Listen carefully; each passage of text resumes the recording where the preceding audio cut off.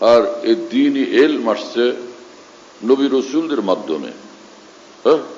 নবী রসুলদের থেকে গ্রহণ করছেন, মুহাম্মদুর রাসূলুল্লাহ সাল্লাল্লাহু আলাইহি ওয়াসাল্লাম থেকে গ্রহণ করছেন ইলম সাহাবায়ে কেরাম রাদিয়াল্লাহু আনহুম, তাদের থেকে তাবে, তাদের থেকে তাবে তাবিঈন, এবং এই ইলমের উপরে মেহনত করে সারা পৃথিবীর মুসলমানদের জন্য সহজভাবে দ্বীনের চলার পথ তৈরি করে দিয়েছেন মুস্তাহিদিন।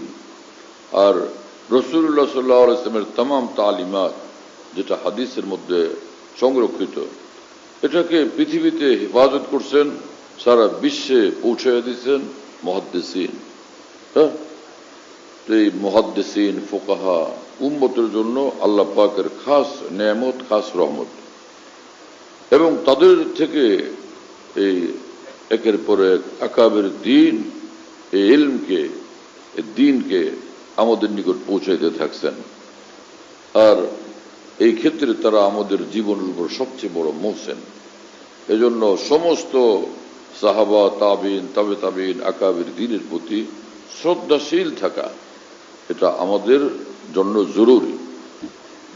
যে সকল মানুষ সাহাবা, তাবিন, তাবে তাবিন, আকাবের দ্বীনের প্রতি শ্রদ্ধাশীল না, তাদের সকলের প্রতি অথবা যে কোনো একজনের প্রতি অশ্রদ্ধা, অভক্তি, বিদ্বেষ অথবা তাদের প্রতি কলঙ্ক লেপন করে, তো এই সব মানুষ গোমরা।